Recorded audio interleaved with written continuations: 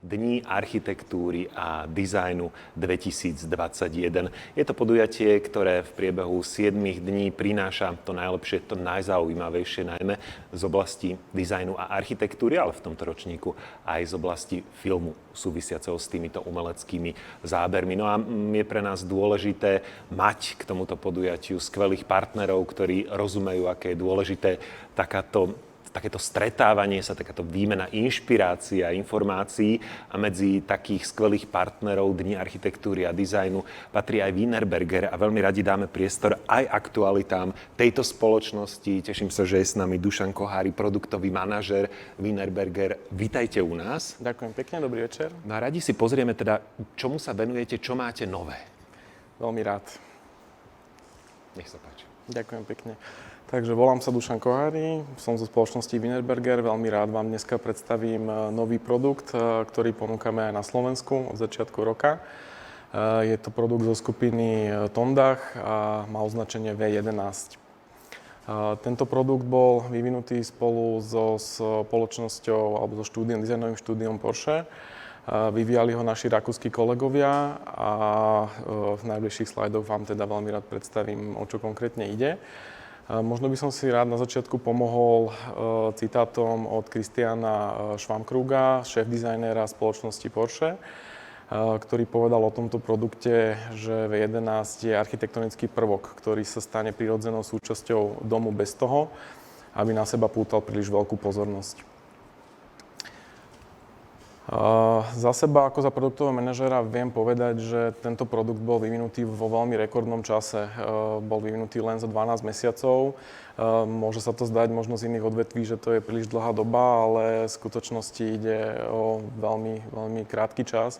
Len tak pre porovnanie, možno podobný vývoj môže trvať 24, možno 36 mesiacov, čiže hovoríme skoro o 3 rokoch.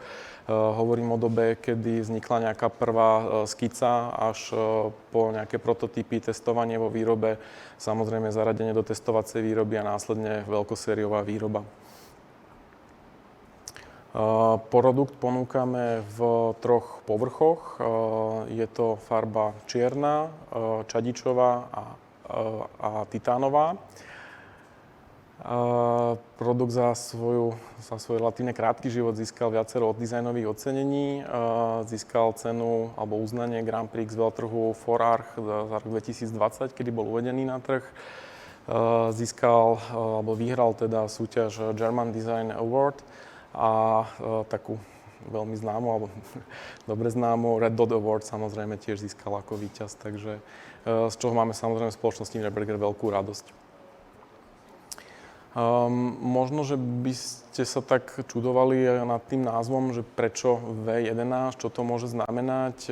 To písmeno V samozrejme ukazuje na ten samotný tvar, ten dizajnový element.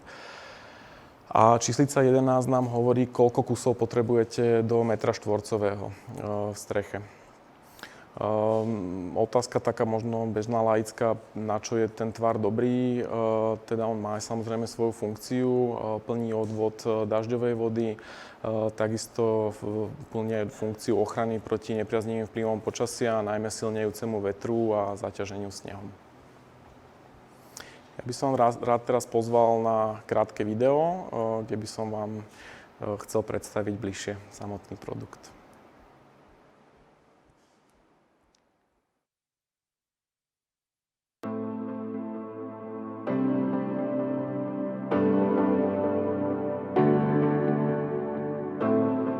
Unser Wunsch war, dass der Dachziegel ein Architekturelement wird, was sich in ein Gebäude integriert, ohne die Hauptrolle zu spielen. Es war uns wirklich wichtig, dass wir Design anbieten, das nicht nur heute schön ist, sondern langfristig. Es ist insofern wichtig, sich mit dem Dachziegel auseinanderzusetzen, als dass er gut 50% eines Gebäudes bedeuten kann. Wenn man sich ein Haus anschaut, dann gibt es 2 Visitenkarten. Einmal die Fassade und einmal das Dach. Und dort kann ich im Design einen wirklichen Unterschied machen. Der typische Designprozess ist eigentlich wie bei allen Designprojekten, dass man sich hinsetzt, mit der Hand Skizzen macht und dann eine Auswahl trifft. Die größte Herausforderung im Zuge der Produktentwicklung war für uns, dieses einzigartige Design unter Berücksichtigung aller technischen notwendigen Parameter für einen Dachziegel, wie zum Beispiel Verschiebbarkeit oder Mindestdachneigung, miteinander vereinen zu können. Am Schluss ist dann ein Mock-up, das heißt also ein gefrästes Modell des Ziegels entstanden. Und dann geht das in den Prototyp und dann in die Produktion.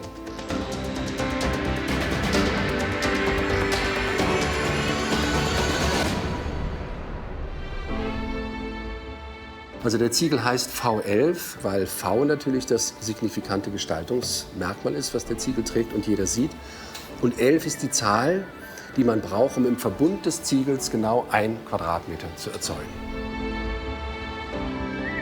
Die V-Form hat eigentlich mehrere Funktionen. Es ist einmal die Drainagefunktion, aber eigentlich die Funktion auch, dass es ein Lichtspiel ist. Diese Facettierung ist etwas, was es bisher nicht gibt in der Form. Und ich bin mir ziemlich sicher, gerade in der Anwendung auf dem Dach, dass das ein ganz neues Bild ergibt, also ein neues Sehen des Dachziegels.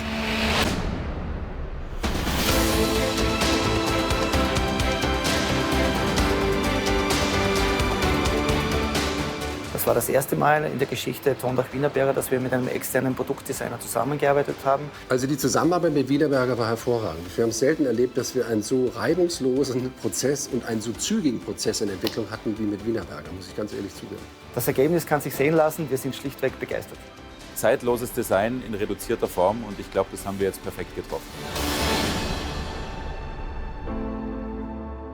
Welche Reaktionen hätten wir gerne vom Kunden, dass er einfach sagt, dass das in dem Sektor etwas völlig Innovatives ist, was er noch nie gesehen hat und was er so reizvoll findet, dass er jetzt sofort sein Dach neu deckt?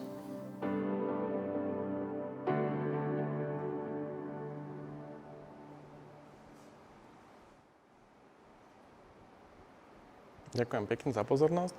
Ešte by som chcel možno pár slov povedať o samotnom materiáli. Je to keramická škrydla, ktorá sa vyrába z hliny. Hlina samozrejme prechádza výrobným procesom, kde sa nejakým spôsobom upravuje, pridávajú sa tam niektoré aditíva. Z hliny sa následne tvarujú polotovary, ktoré na karuselovom lise dostávajú svoj nejaký pôvodný tvar, alebo teda taký očakávaný tvar. Tieto produkty ďalej idú na farbenie alebo engobovanie a potom idú na výpal do pece. Takže v každom tomto jednotlivom kroku môže nastať nejaká komplikácia vo výrobnom procese a preto som aj veľmi rád, že v tak rekordne krátkom čase sa podarilo dostať veľmi kvalitný produkt na trh. Ďakujem pekne za pozornosť. Ak vás produkt zaujal, je možné si objednať vzorky na našej webovej stránke www.wienerberger.sk a to je teda z mojej prezentácie všetko. Ďakujem pekne. Ďakujeme veľmi pekne my, no tak to je čistý Star Trek, tieto škrydle, fantastická prezentácia, teda aj pekná inšpirácia v tej dizajnovej sekcii tohto festivalu. Veľmi si vážime aj vašu spoluúčasť a podporu Dni architektúry a dizajnu 2021. To bol Dušan Kohári, tešilo nás. Ďakujem pekne.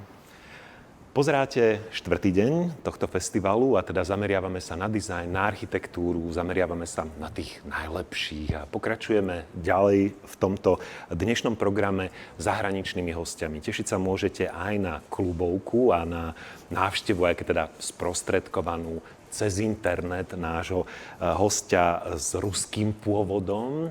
Ten sa prihovorí k vám, ktorí sledujete Dni architektúry a dizajnu už onedlho. Teraz dáme priestor ale belgickému ateliéru Kgdvs.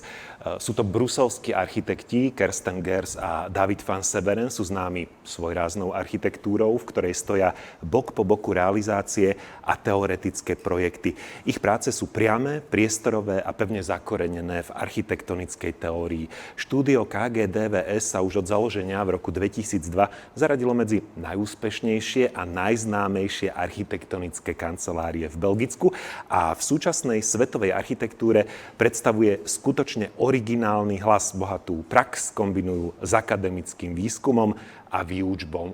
A teraz by s nami už malo byť toto štúdio Kgdvs. Mám pocit zastúpené v tejto chvíli Davidom Van Severenom. Can you hear us? Are you with us? Good evening. Hi, yes. Hello. How are you doing? How has your day been? It's been long and I just come back from Basel. We have been in Art Basel. Veľmi máme radi, zdá sa tento rok, belgickú architektúru. I'm just saying we love Belgian architecture. A teda vďaka internetovému spojeniu sa môžeme s ňou zoznamovať. If you are ready, we are. You can start your presentation. We are looking forward to hearing you. Okay, thank you. Thank you for having us as a digital version at this time in Bratislava. So I will share the screen. Thank you.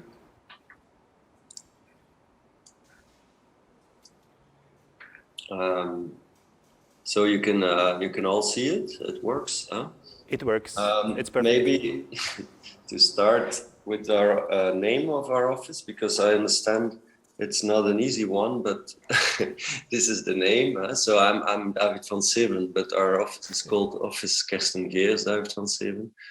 No Kgdvs, and it's called Office without the names for the short version, let's say. But it shows also a way on how we work. Of course, Kersten is not here in this presentation, but it's fundamentally the two of us who make all projects, and in the meantime, together with a studio of 45 persons in Brussels. Today I will talk about something called Everything Architecture. It is a title of an exhibition that we held a few years ago in the Beaux-Arts Museum in Brussels. We were invited to do a monographic exhibition, and we had to rethink after more than 15 years of practice on how we would show our work, a work which is by this moment extremely diverse and also very it has many projects. There's a lot of non-built, there's a lot of built, there's a lot of research. So how can you show this? And this was an appropriate title, Everything Architecture. And this is one of the images taken by photographer we always work with, Bas Prinsen. He took again the pictures of our exhibition as it was shown like this in the Beaux-Arts Museum. And as you can see, it's a collection of a lot of models that we've been making during all these years, models of different sizes, different level of detail, made in different scales. And they somehow populated this very beautiful interbellum spaces designed by a very famous architect, Belgian architect, Victor Horta. This is the ground plan of the museum. As you can see, there's two circles in there. There's let's say, on the left-hand side, one circle, which is the main entrance. And on the right-hand side, on top, there's another one, which is the entrance coming from the Royal Palace. And it's exactly that last entrance, the one on top, that was our venue. So this was the spaces we were offered to be able to exhibit in, and they were organized around this rotunda, as you can see, and they have this awkward shape because of that. So there's like a banana shape, there's this a pentagon-like room, and there's another one hanging to it. And in a way, that was already for us a moment for inspiration on how you organize your work again and again, because making an exhibition, we made also a set of books. So at this point, you start to think how to edit, how to think what you've been doing for so long. Again, some pictures of the work. Here you can see it from the center of the rotunda, looking into other rooms, and this field of production, this amount of objects that populate the space. They're also mixed with different other objects. We were actually very interested in combining these models together with artworks of friends, of artists that are very inspiring for us, that hang here on the wall, but also stand on the floor as sculptures. And so we had a big let's say, research and moments of inspiration and of, let's say, a reflection on how we show architecture and how it could become like almost scaleless in an exhibition, and all these objects somehow relate to each other, although they're very different. And so architecture also loses in a way its status in an exhibition as representing something else, but it becomes like the model is itself, the plan is itself, the image is itself, and so on. So, why do I show this? This is another space again, in this kind of banana-like space. We have big works on the wall again, combined with artworks, combined with models and images on the tables, as you see. Other room again here, big artworks by John Baldessari, one of our favorite artists. But then again, in combination with an enormous one-to-one mock-up of a steel detail we have been making a long time ago. So there was this big overlap of many things.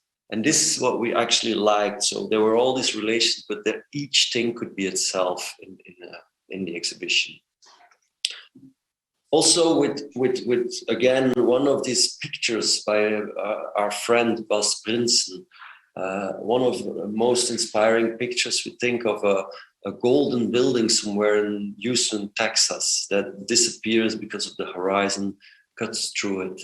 And so also the interrelation with art, with photography, with sculpture, with whatever architectural production is, we thought was super interesting, somehow homogenized in this exhibition. And if we look at the plan, then you can suddenly understand how we organized it. So basically, each of the projects we've been making for more than 15 years now was organized in a way almost like a tree and its age rings or concentric circles expanding and making a broader and broader universe of inspiration, of references, of time in general, and that somehow overlapped with these 3 rooms plus a central room. It made the plan work in the sense that the center had the earliest projects, and the more you go outside, the younger the projects were actually. And then of course it made subcategories because of the different areas in this room. So suddenly you were in one room and the other room, but always, and that's also because we have a system in our office that numbers the projects very rigorously. So it starts with 1 and it goes on and goes on and it's on. And I think in this exhibition, we showed more or less 100 projects, which was already a selection of the projects we were doing by then. And today, in this particular lecture, I chose to show 5 very new projects. So just to show you that from, let's say, number 1, we will now move towards 130. This is, for instance, the number 130 project, and we'll go even, I'll show 5 projects, till number 324, which is another big competition we recently won. And I thought in this digital era where people don't meet physically, it's very unfortunate, but it's maybe the moment to show you very, very new work also. So not looking back, but looking forward into the future. So here we go, 5 projects, new work. This is already, number 130 is quite old in that sense. It's a project which maybe it's well known under the title Solo House. It's a house we made in Spain, near Barcelona.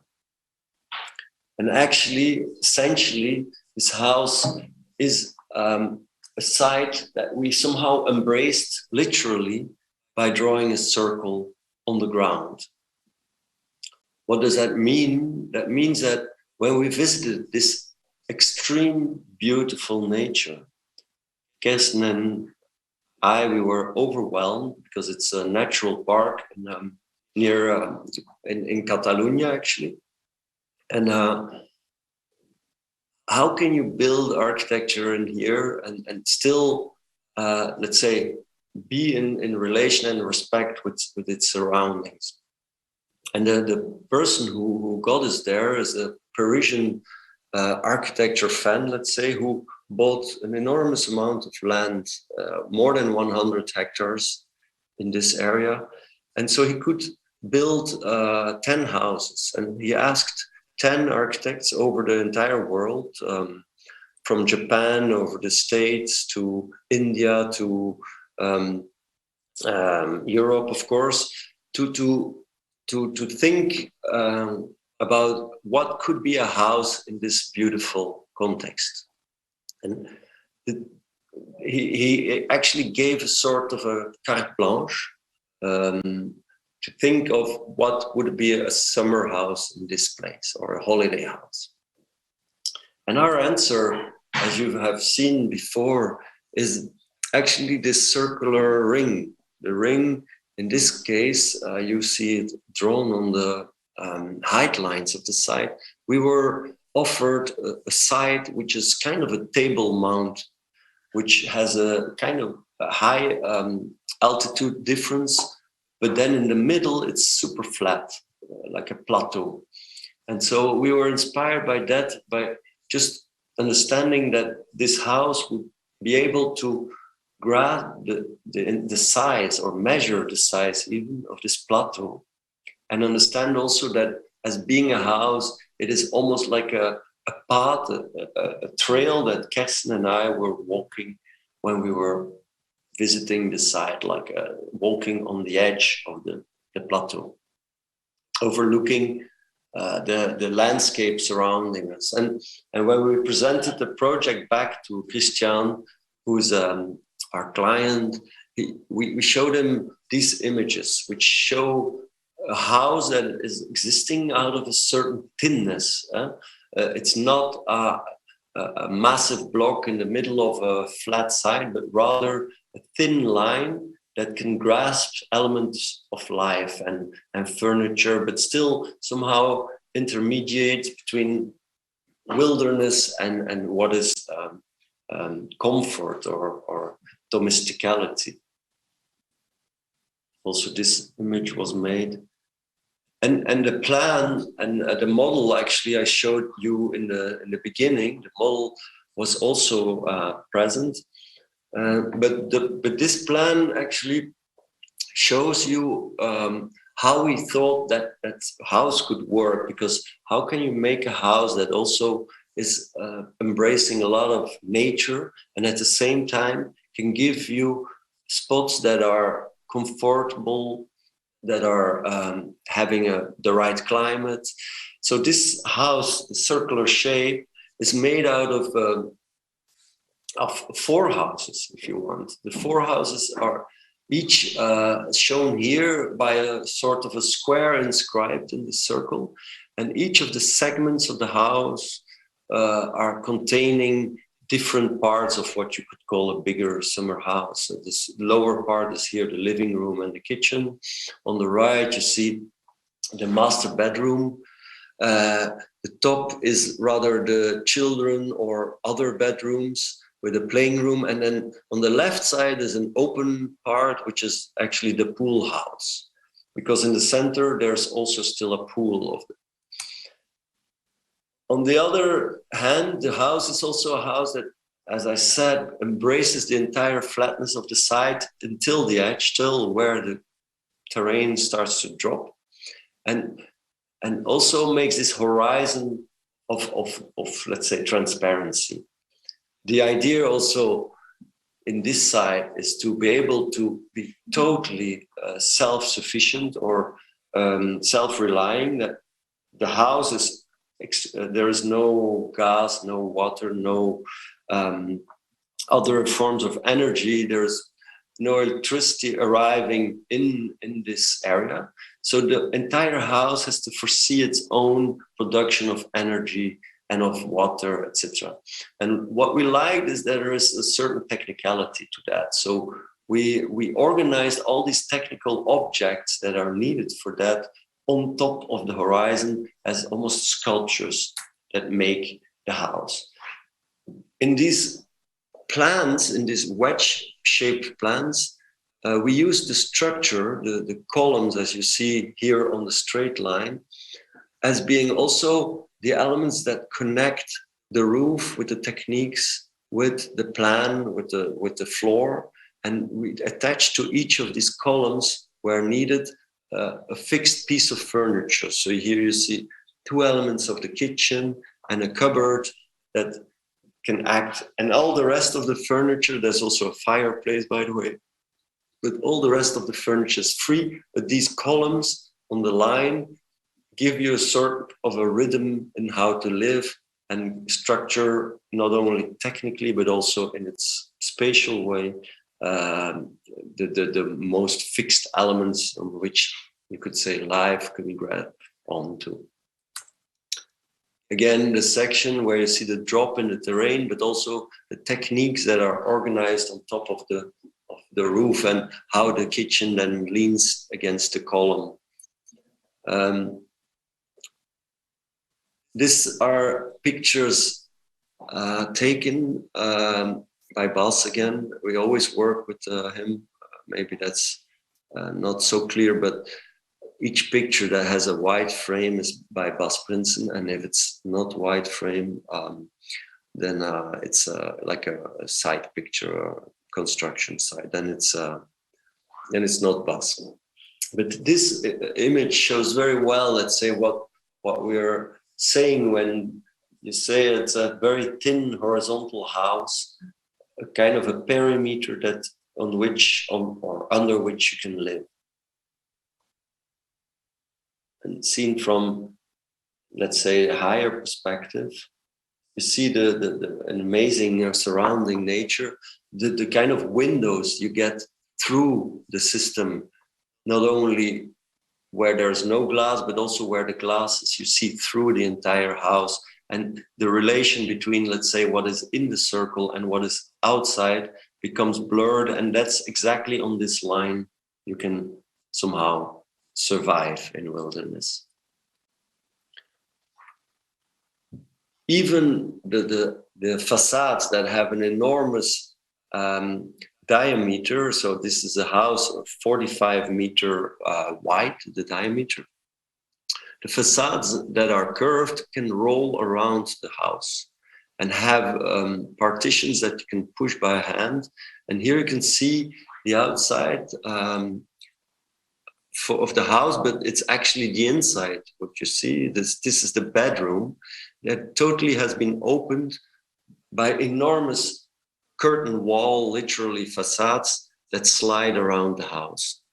And you can also see here the heating system on top of the roof that gives this sculpturality in the middle of the wild nature.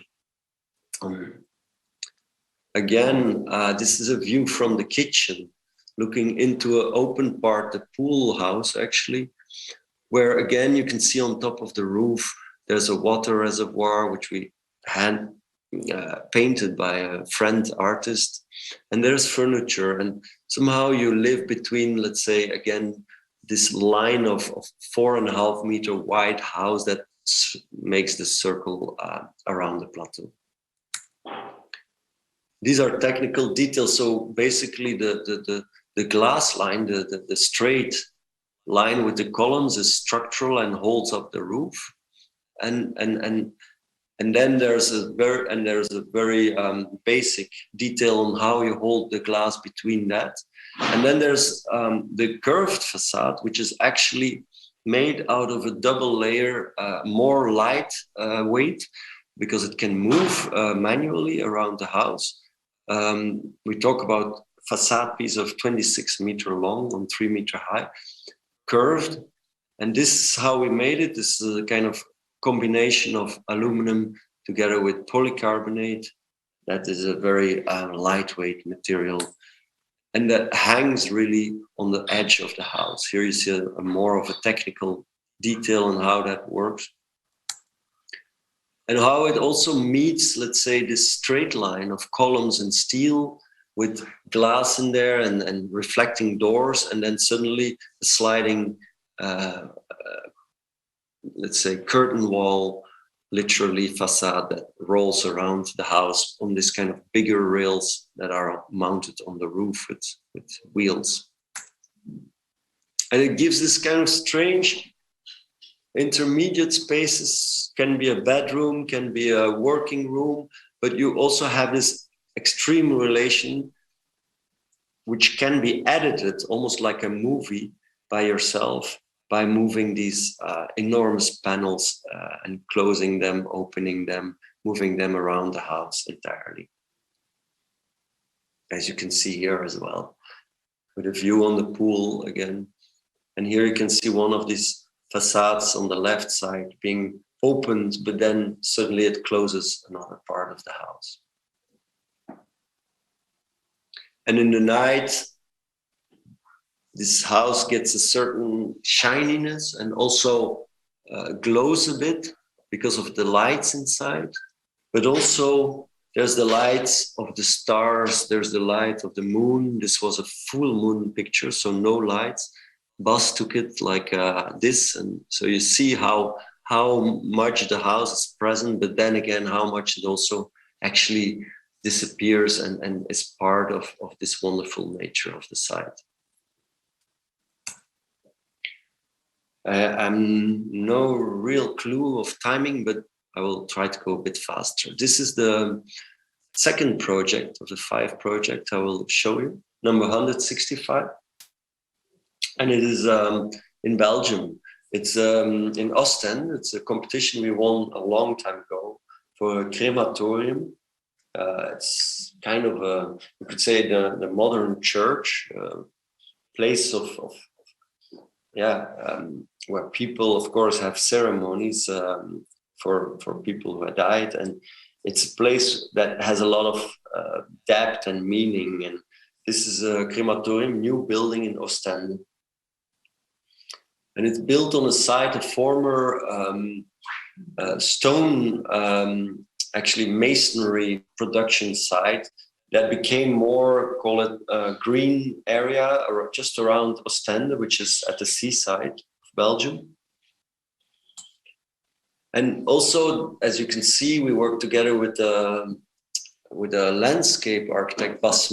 I think he was also part of your series already in terms of lectures, to make this building be part of a more general graphic and landscape system of trees, lines of trees, which is a very typical, let's say, local way of how trees are planted and how they become lines that also irrigate the floor and make it drier, because we're in a kind of quite humid area.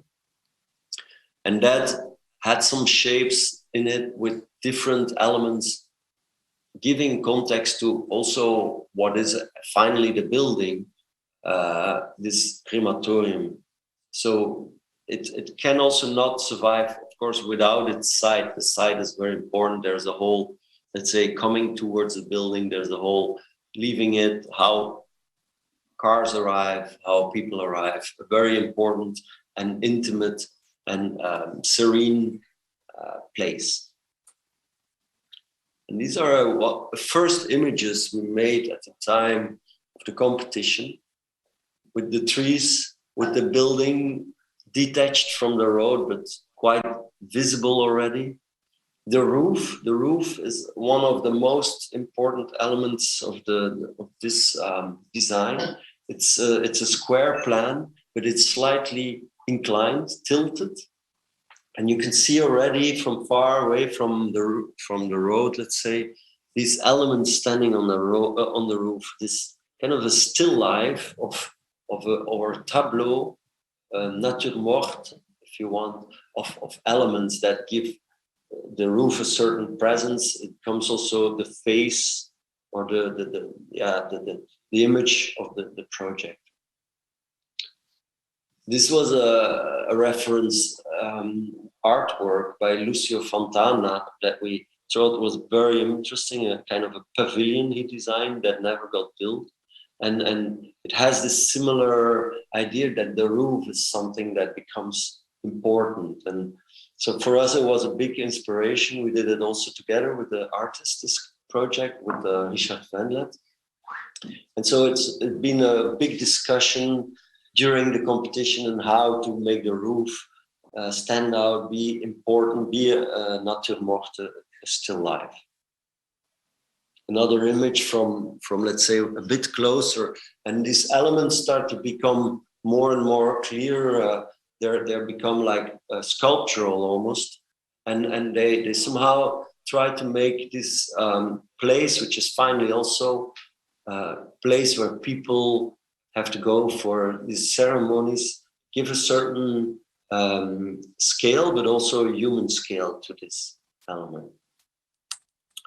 And then the plan, as you've been seeing it already before, is this very strange turned plan inside, or the square is turned vis-a-vis the walls that define the plan. The walls are defining the plan because they are organizing a very important sequence from, let's say, coming as a visitor, going from a kind of foyer into the main ceremony spaces, which are in the middle. There's a part which is in this half circle that are offices and extra staff rooms that help for the reception. And there's the two main ceremony spaces. And then let's not to forget, there's an enormous technical part, kind of the machinery of the building on the left side.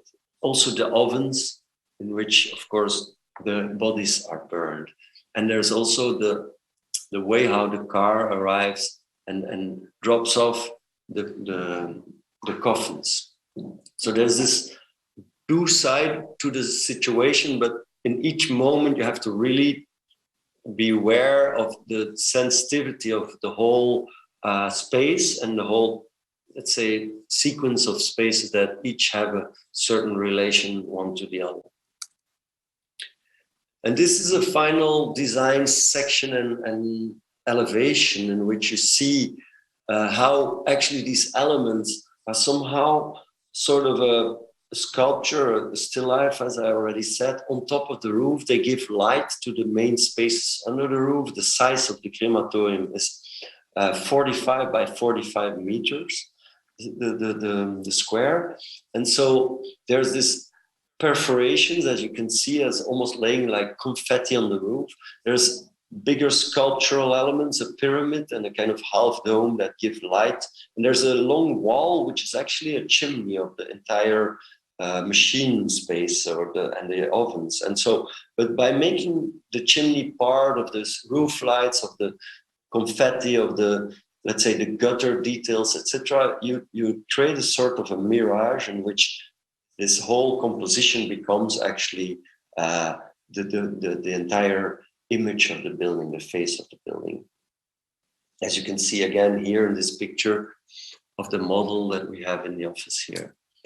And the organization inside, actually, you see in section also that it's a kind of a low building from one end where you enter as a person. It has this very human scale in that sense.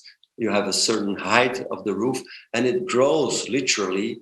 Not only the height grows, but even the doors going through the walls, they grow accordingly to end up in the highest spaces, which are the ovens and the machines.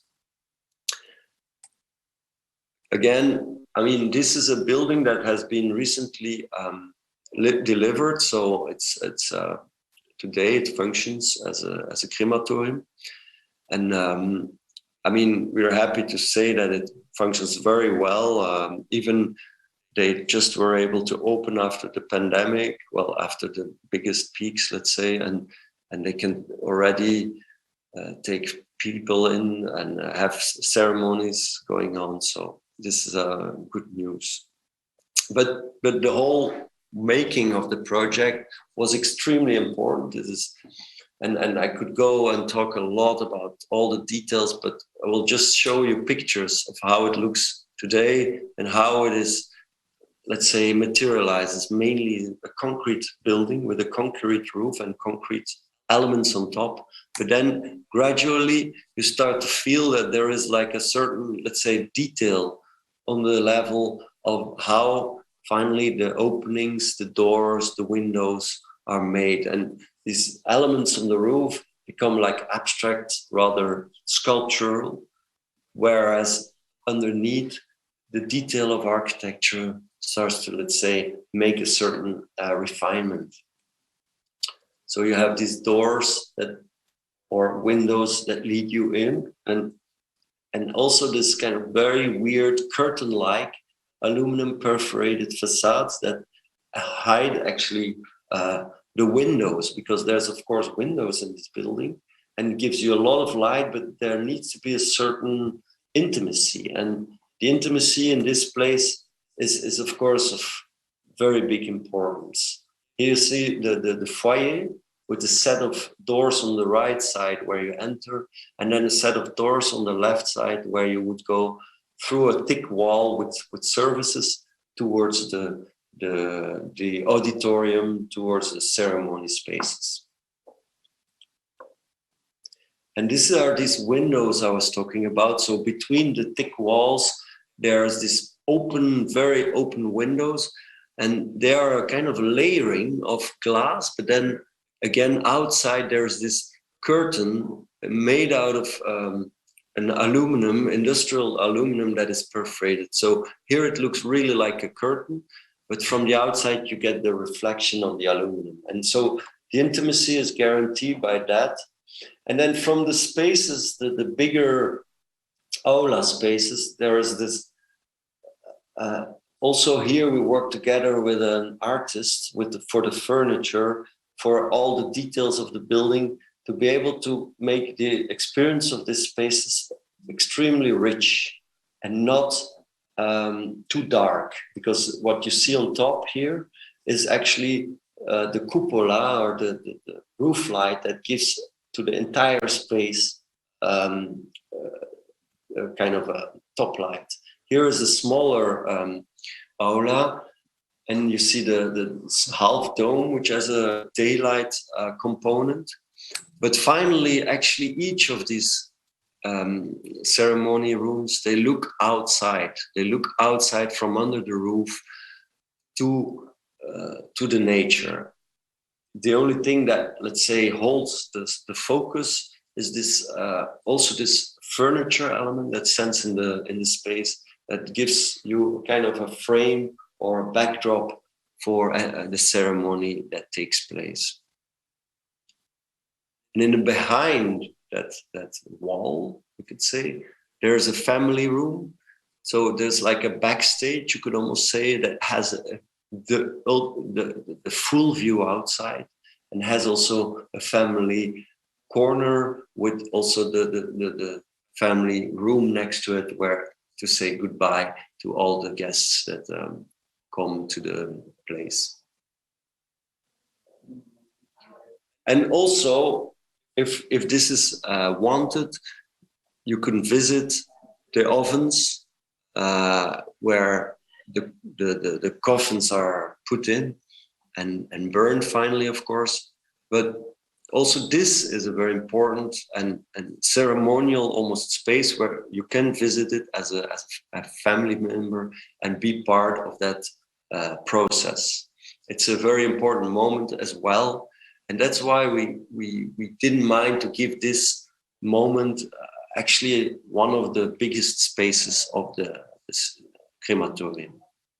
Again, with the relation outside, with the roof windows, with the ovens, and with these bigger and bigger and bigger doors that finally end up, let's say, on the highest point of the building, where we have made this kind of roof fall down again to give a certain, again, intimacy for the more logistical part of the project, which is, of course, the cars that arrive to drop off the coffins.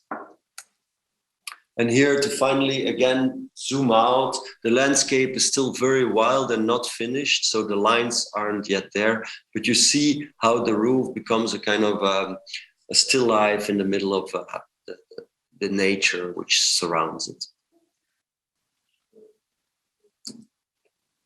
Okay, third project I will show you is 176 apparently. This is a project that also was a competition we won 7 years ago. It's called RTS, Radio Télévision Suisse. So it's radio and television and media building in Switzerland, Lausanne. In Switzerland, in Lausanne, there's the famous EPFL campus with the even more famous Rolex Learning Center by Sana.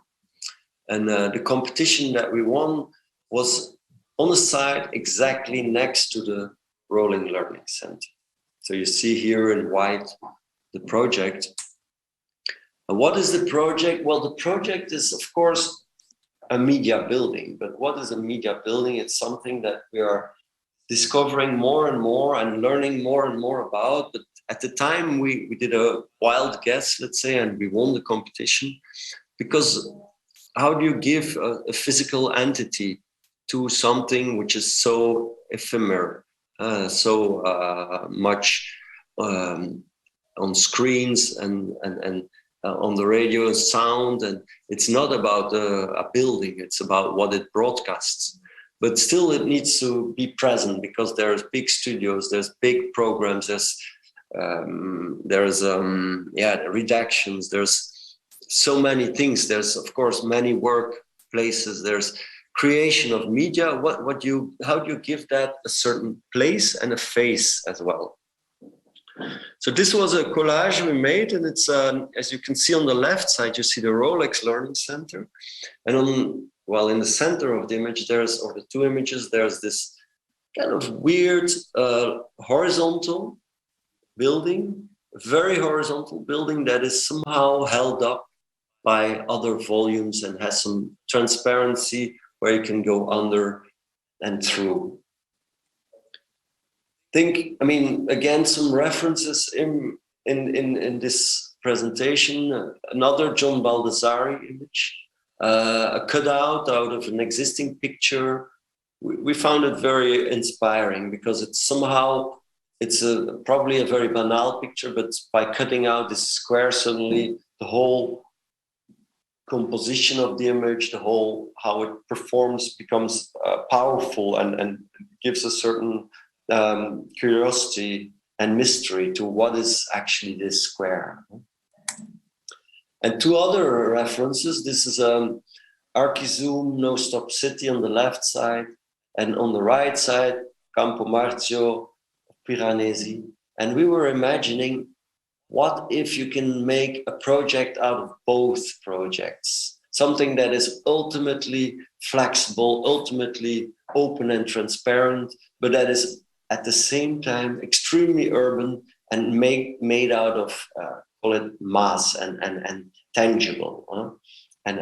So this was for us the challenge. And finally, this is, let's say, this is still the competition plan, but if I would show you the plan of today, we're making the same plan. It's a building that is enormous. It's a 150 meter, if you here from north to south, let's say, and 100 meter in the widest part from east to west. So we're talking in a gigantic building. And you can see within it, there's all this, systems happening and lines and volumes and worlds that all collaborate, because we're talking about the entire media of the French-speaking part of Switzerland.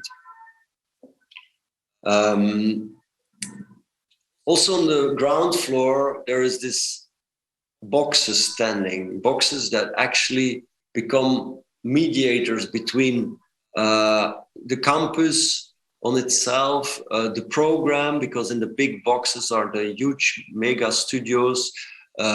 There's other boxes that have a restaurant and have administration. There's a kind of a box for multimedia, a museum, and between that there's just the public. There's logistics as well. They're all coexisting between all these boxes as a kind of set of buildings that organize this, and under finally a big roof, because maybe this was not clear before, but actually the plan I showed in the beginning is actually hanging at a height of 8 meters and hang up between 4 buildings that are kind of anchors that hold it up, not only structurally, but then also organize it in a certain urbanistic way. The field, not only the covered area below the field, but the field itself is the working area, all connecting everybody that works in this building and creating media at the same time. And the field has also these kind of shed roofs, as you can see, that somehow give light to the enormous area of this building. Again, the image from the street, from, let's say, from the lake, looking towards the field being held up by these boxes. Gradually moving under it, day and night image, with this bigger parts of the field cantilevering over, let's say, the big public areas, but also the logistical areas, because in the same time there's a lot of trucks making reportages, there's deliveries, there's big studios that need to get all kinds of decor pieces inside. So it's a whole world on itself, but we didn't want to hide this part, so we just made it coexist with the actual public side of such a complex. You could start to talk about the collapse of the front and backstage in a certain way. They just see each other. And then on top of this field of working on which we, in the first image, look towards the north through the windows of the sheds, giving the daylight inside, and looking towards the lake in the south, in the second image, looking actually again through the fields. And what you see also, these lines of color, they're beams holding up the entire field, which you trusses that have the height of the field, 6 meter high trusses that work as a certain space divider.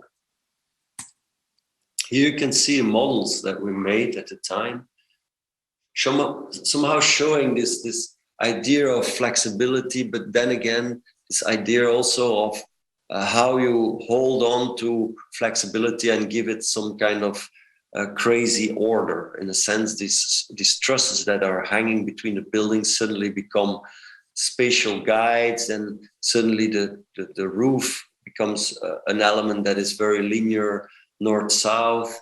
The buildings themselves, they stand in angles. So, I mean, it makes this kind of, call it complexity for a world that is ultimately changing all the time. And it gives a certain openness, but still some kind of anchors for, let's say, life to grab onto. This one, we won the competition 7 years ago, the press conference. And as I already told you, the structural system is actually very important in how we designed this together with our engineers of Bollinger Kroman. It's a set of big trusses that span from one to the other box, and that on top of that is like a set of beams that are the sheds lights. And so there's this very massive concrete boxes that hold up a very lightweight steel structure on which this entire field, as we call it, can exist. And today they are building these boxes, let's say, So the field is not up yet, but finally the constellation of this 4 buildings that hold up the entire waffle, as we once called it, a kind of a Belgian waffle that hangs between these buildings, that they get a certain spatiality in that site of EPFL, the campus.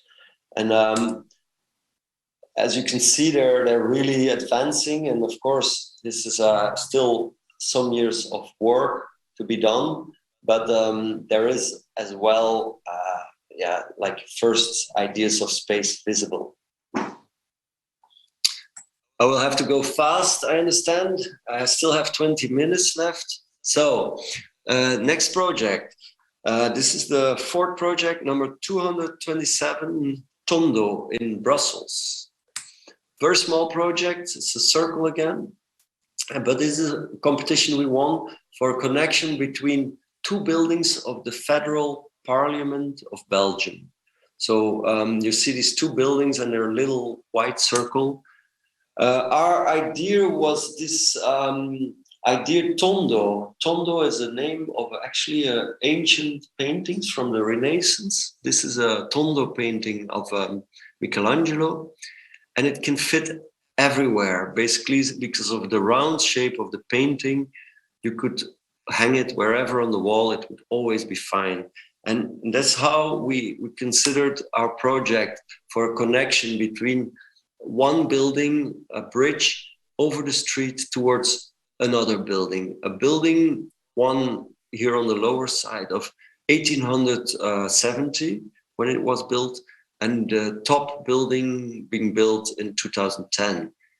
And so how could you negotiate these 2 buildings in a way in which you just make a connection from A to B? Would be banal, a bridge that is, by the way, not even straight because in an angle. And so we came with this idea of hanging a donut or a circle in between of the 2 buildings. And these were collages we made at the time, also trying to find a way of materializing the circle. And the plan you can see has this opposite windows that were to be connected. Not only in plan, it had a kind of off-center relation, but also in section. As you can see here, the height of the floors was not equal, so we had to connect it in an angle. And so all these things together made this circular shape extremely interesting, we thought, especially because we would only make it glazed in the inside of the bridge. And the outside would be rather reflecting the city as such as it is existing around it. Here you can see also in the collage a kind of a building of 1870 on the right side and the one of 2010 on the left side. So, and this is, again, we did it with the same engineers as we worked with for RTS.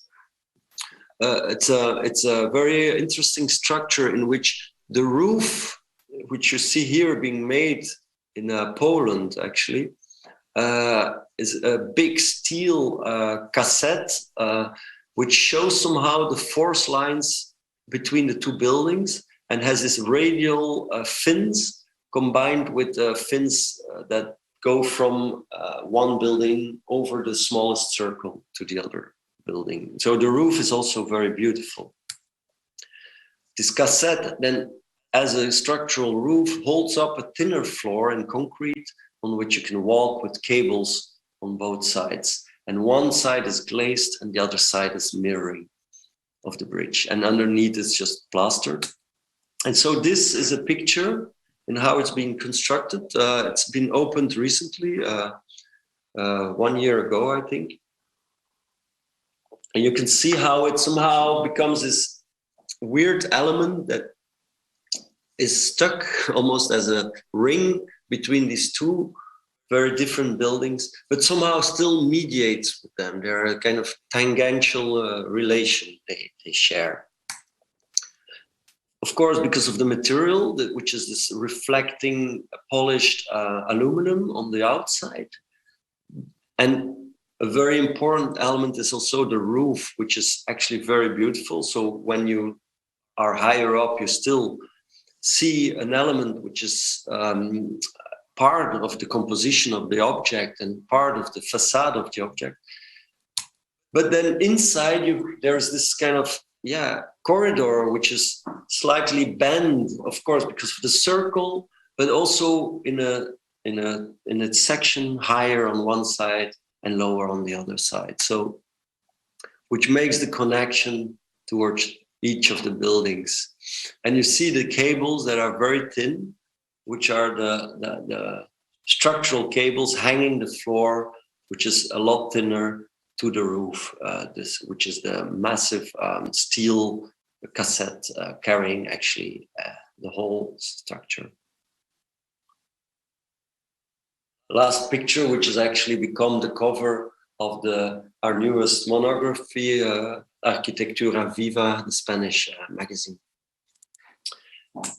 Okay, last project. I'll try to do it fast. It's a very big competition we recently won a few months ago for a new media building in Brussels. It's called the VRT, the Vlaamse Radio and Television. So it's again radio, television, media building, but then in Brussels. And this time we're talking about a much more urban site. It's not comparable to the one in Switzerland, an enormous lane or avenue called the Rijerslaan on the left side. There's the complex of today. Then you see the new building arising, which is the white cutout, and you see a big park, which is actually today inaccessible, but tomorrow will become a media park. So, new building in Brussels. And this is a view from one of its main characteristic elements, which is the tower full of antennas, standing at the avenue and overlooking the side towards the east, where you see this bigger lung of green that will be a big park for the new media world and many other developments. Once this building on which you see here the roof is then destroyed and everybody goes into their new media building. Because this is the site today is actually this L-shaped site on the top of the drawing. We decided to make a very, very compact building. And here on the section, on the lower part, you can also see how this higher tower stands next to the avenue and gives a certain height accent. But for the rest, there's just the development of, let's say, the backyard of this today's site. In the future, though, this becomes like a very big district of the city, the media park, as it's called, with bigger towers and also a new heart of the site, a media square with 2 new media buildings. And we're talking about the top one, in which we decided from the beginning to make an extremely horizontal building. Within this enormous development of towers, we thought that the media should be one of these basically horizontal towers, in which a building has a certain accessibility and negotiates rather with its terrain in a horizontal way and makes collaboration, as in the Swiss project, one of its main characteristics and accessibility for the bigger public. It's actually this tower on the left bottom side that you flip down, so the symbol of media becomes actually the new building. This is a small site model in which you can see the project on a 1 to 500 scale, in which you see also that we decided to make a very compact footprint. Compact in the sense that when you decide to make a horizontal building, of course, you have to have a lot of footprint, but at the same time, we didn't build the entire site. Here you see the relation to the new media campus, but also to the old tower that stands at the avenue that will be maintained. And the horizontality of the building exists out of 2 volumes. two volumes, you could say one stacked on top of the other. You see a kind of a boxy-like field volume, which is laying on top of a more faceted and colored base. And so we again could speak about a base and a field, and literally the base for rather the hardware of the project, the big studios, the accessibility logistically, the public, the events, the backstage, front stage, and on top of it, the working field, 3 layers, interconnected through gardens that are patios on top. And here we also wanted to make a building that has no backside. So a media building can have a front every side it has. This is, for instance, the logistical side, where you have the big trucks arriving, delivering to the media studios. But still, this is an urban feeling and an urban side, and it has a face also at this side of the building. And this is the side towards a forest that we could maintain because of our limited footprint and how the compact building actually profits from, let's say, the green surrounding that is existing already in the east of the city, of the site, I mean. And we work together, as you can see here. This is the footprint of the octagon, this faceted figure that holds in the middle the main studios and the bigger event spaces, and has a big foyer for public.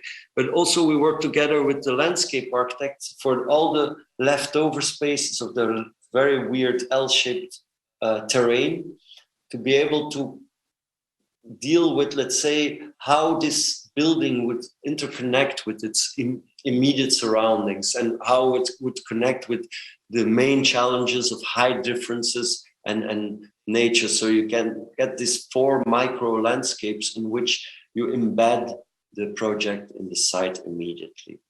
A front entrance square, a bigger forest, an intimate garden, and a logistical tarmac-like space for trucks.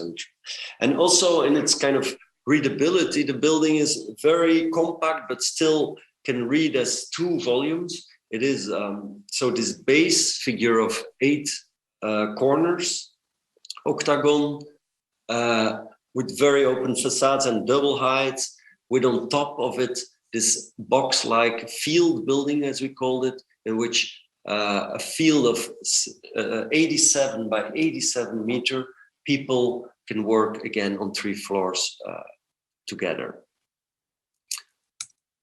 And these are renders as we've been presenting them in the competition, but finally the building will of course be looking like this. And here you see again the base and the field clearly defined as this horizontal building in a new area that will be ultimately about high rise. And where the field and the base, they kind of interact and become a kind of sculptural element with overhangs and also terraces, roof terraces, from the side of the logistics. And I can quickly go through the last things because I see my time is overdue.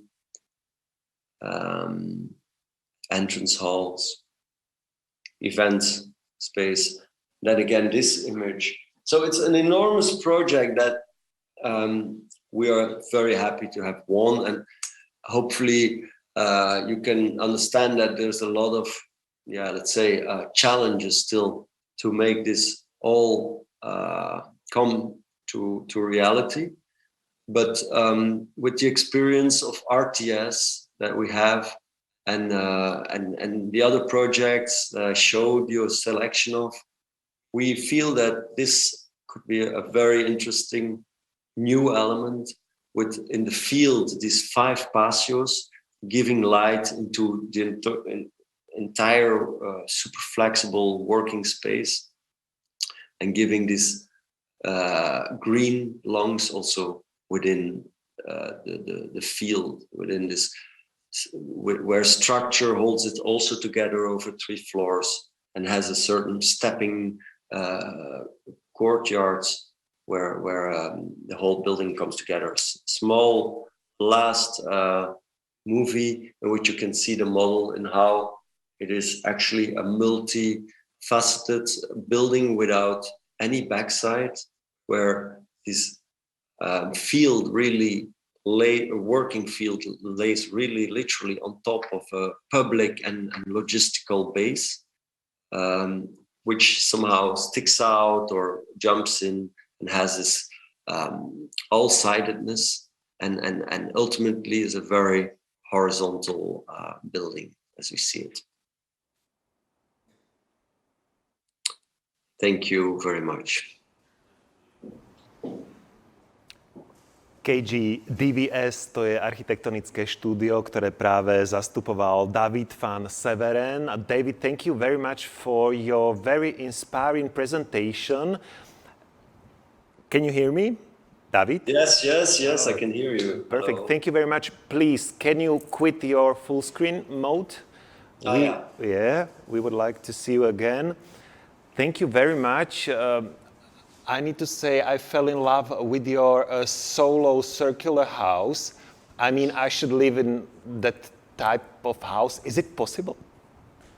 Yes, you can rent the house actually. Thank you. It is for rent as a holiday house. So you just go to the solohouses.com, I think it is, and you will find your moment to go there.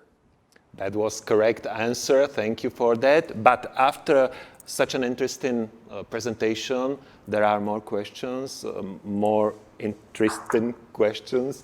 Alex Kolárova is PR manager of this festival, and she has several questions for you. Alex, využij príležitosť. So first of all, thank you very much. It was really amazing and really inspiring lecture. I read about the solo house, the first project. It was some time ago, and I was already amazed by this house. And that's what Martin said. That I was wondering how it must be to like be there during the night. And I have the one question regarding this house. On the roof of this house, you hid these technical parts. Into the sculptural shapes, they create kind of an open-air gallery. How did you come up with this solution?